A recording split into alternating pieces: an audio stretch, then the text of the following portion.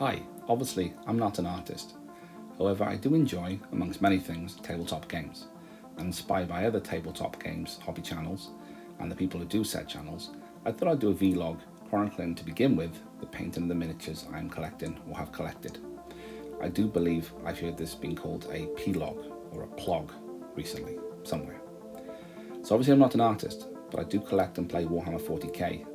My main army are the Blood Angels, Sons of Sanguinius, the Noble Ninth. This was the first mini for the army I painted this year, and it's a Primaris Techmarine.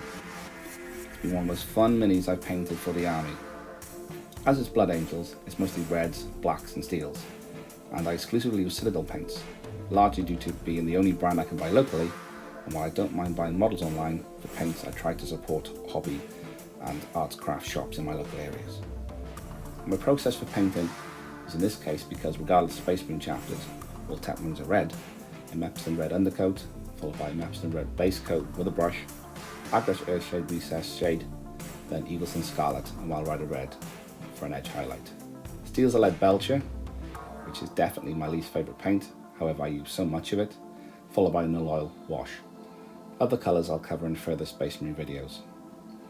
The Mechatendril, which is the mechanical tentacle, is very brittle and was snapped off, I'd say, at least once during the painting.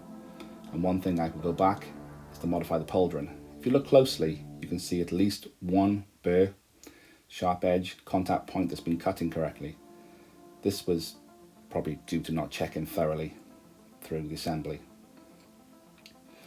This is probably going to be an ongoing issue because obviously I'm not an artist. When I get real close to completing a mini, I do not return to any issues, as I'm 90% excited to get the mini on the table in a display cabinet, and the other 10% is probably laziness.